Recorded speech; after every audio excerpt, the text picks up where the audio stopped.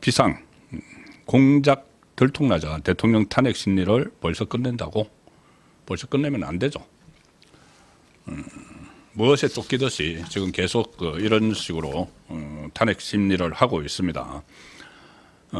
지금 윤석열 대통령이 이 6차 변론까지 했죠. 6차 변론까지 했는데 화요일 목요일 합니다. 화요일 목요일 하는데 이제 다음 주에 두 번이 예정이 되어 있습니다. 미리 이제 예정을 했던 것이 두 번이 있죠. 한 번은 11일 화요일 그리고 13일 목요일 7차 8차 변론이 있는데 그 다음 변론 기일을 헌재가 지금 잡지 않고 있습니다.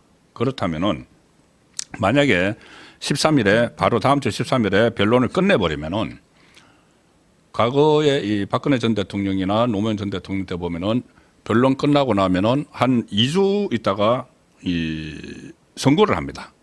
선고를 하게 되면은 정말 그때 이야기가 나왔던 대로 이달 말에도 선고를 해버릴 수가 있다는 이야기죠.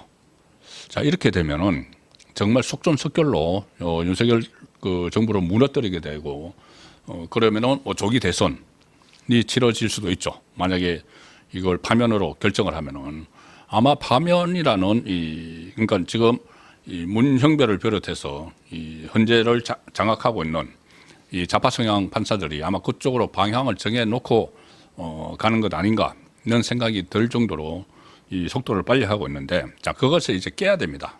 자, 어떻게 깨야 되는지 뭐 여러 가지 의견들이 있지만 제 생각을 잠시 말씀을 드리죠. 일단 13일에 마지막 지금 현재 잡혀 있는 것 중에 마지막 다음 주 목요일에 4명의 정인 신문이 지금 예정이 되어 있습니다. 그래서 4명의 정인 신문을 하고 나면은 그 다음에 이제 변론 기일이 안 잡혔는데 그런데 이날 변론을 종결할 가능성이 그다지 크지는 않습니다. 다시 이제 날짜 잡을 가능성도 있습니다. 왜 그러냐면은 변론이 종결을 하려면은 이 형사재판처럼 종결을 하려면은 양쪽의 이 변론 그리고 윤석열 대통령의 최후 진술까지 다 들어야 되니까 그날 갑자기 전부 다 몰아쳐서 할지 그 부분은 지금 불투명하죠. 양쪽 대리인단의 최후 변론을 듣고 피청구인 윤석열 대통령의 최후 진술을 듣는 절차가 필요한데 아직은 양쪽의 최후 변론을 준비하라는 헌재의 요구는 없었습니다. 그래서 다시 변론 기일을 잡을 수도 있는데 잡더라도 그렇게 오래 가지 않을 거다. 왜 그러냐면은 오늘 이 헌법재판관 헌법재판소 공보관이 변론 종결 여부에 대해서 현재로서는 알 수 없다. 이렇게 이야기했습니다. 이렇게 이야기했는데 현재 이 윤석열 대통령 쪽에서 많은 정인을 신청을 했지만은 그것을 받아들이지 않아서 지금 남아있는 정인은 한독수 국무총리 그리고 이경민 방첩사령부 참모장 2명밖에 없습니다. 그 한독수 총리에 대해서 정인 채택 여부는 또 아직 결정을 하지 않고 있습니다. 그래서 이 두 사람에 대해서 그 채택을 하지 않는다면은 정말 13일에 끝내버릴 수도 있습니다. 그런데 두 사람을 채택을 한다고 해도 그 다음 주 13일이 아니고 20일이 되겠죠. 20일 화목이면은 아니면은 18일, 20일 이때는 또 끝내버릴 수가 있다는 겁니다. 그렇게 되면 20일에 끝나면은 한 2주 정도 있으니까 3월 초에 이 선고가 된다는 건데 자 말씀드린 대로 그 지금 한창 윤석열 대통령이 헌재에 직접 출석을 해서 깨고 있죠. 이 가장 크게 두 가지 싹 다 잡아들여 위원 끌어내 이 두 가지를 깨고 있는 상황인데 이 여기서 종결을 해버리면은 이것은 정말 한 나라의 대통령에 대한 파면 여부를 너무 졸속으로 하게 되는 것이죠. 오늘 윤석열 대통령을 국민의힘 윤상현 의원 그리고 김민전 의원이 면회를 갔습니다. 서울구치소로 면회를 갔는데 거기서 윤석열 대통령이 이런 말을 했다고 윤상현 의원이 전했습니다. 뭐냐면은 이 윤석열 대통령이 본인이 헌법재판소에 나가서 보니까 나가서 이제 말을 쭉 들어보니까 와 이런 식으로 곡해가 되어 있구나. 곡해가 되어 있구나. 이런 느낌을 받았다고 합니다. 그래서 이제야 좀 알겠다. 이게 어떻게 지금 곡해가 돼서 이렇게 그 헌법재판소에서 심리가 열리고 있고 또 그 재판이 진행되고 있고 뭐 국회에서 청문회 하고 있고 그리고 이것이 대통령의 정당한 이 헌법에 보장된 권한인데 비상경영령 발동 요건은 전시 사변 또는 이에 준하는 국가 비상사태라는 것은 대통령이 판단하는 거죠. 그 선포권이 있는.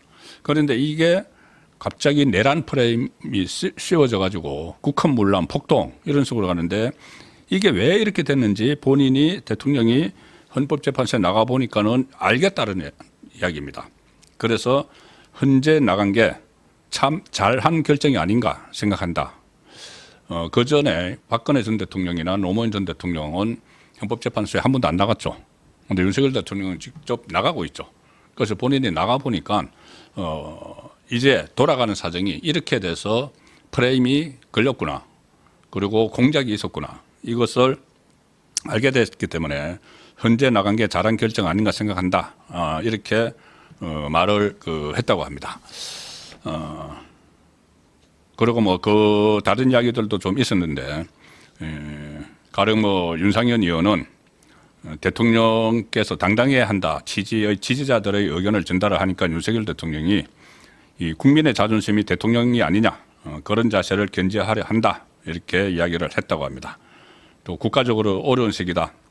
그리고 더불어민주당이나 좌파는 카르텔을 형성을 하고 집요하게 싸우지 않느냐. 우리는 모래알이 돼서는 안 된다. 이런 당부를 했다는 겁니다. 윤석열 대통령이.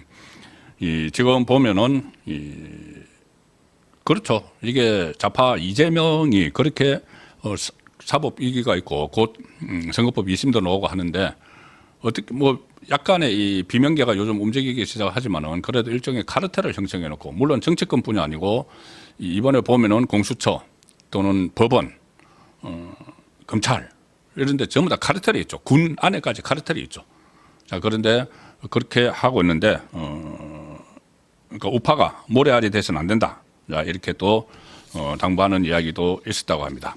어쨌든 지금 헌재가 이 속전속결로 이 윤석열 대통령의 이것을 처리를 해보려고 하는 상황인데 헌재 불신은 지금 대단합니다. 헌재에 대한 국민 불신이 대단하기 때문에 이렇게 빨리 심리를 마무리해버리면은 여기에 대해서 역풍이 엄청나게 불 수밖에 없습니다. 실제로 지금 그 헌재 중에서 대표적인 좌파로 불리는 문형배 헌재 소장 권한대행, 이미선 재판관, 정계선 재판관 이 세 사람이 있죠. 이 세 사람에 대해서 회피를 해야 된다고 하는데 이 헌재에서는 회피 안 하겠다고 하고 이 세 사람이 적극적으로 나서서 계속 이 심리를 빨리 끝내려고 하는 상황이죠. 그런데 이 세 사람에 대해서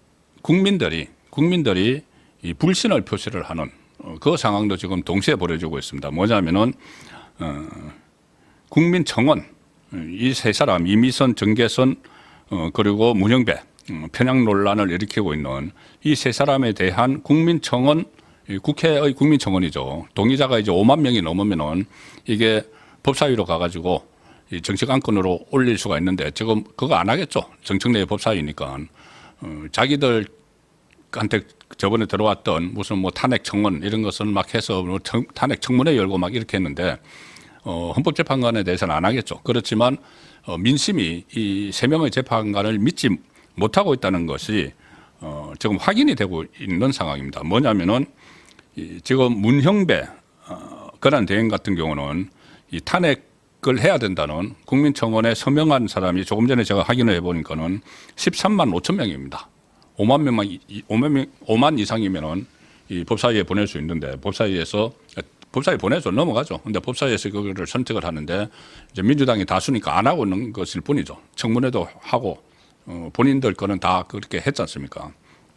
문형배가 13만 5천이고 이미선이 7만 2천, 정계선 6만 4천 전부 다 5만 기준을 넘었었습니다. 그래서 이런 식으로 여론이 들끓고 있죠. 헌재에 대한 여론이 들끓고 있는데 헌재는 이것을 속전속결로 처리를 해버리겠다는 그런 로드맵을 가지고 있지 않는가. 그래서 다음 주 화목에 끝나는데 일단 예정된 변론이 끝나는데 그다음 변론은 안 잡고 있습니다. 이거 상당히 조심을 해야 되는 그 부분입니다.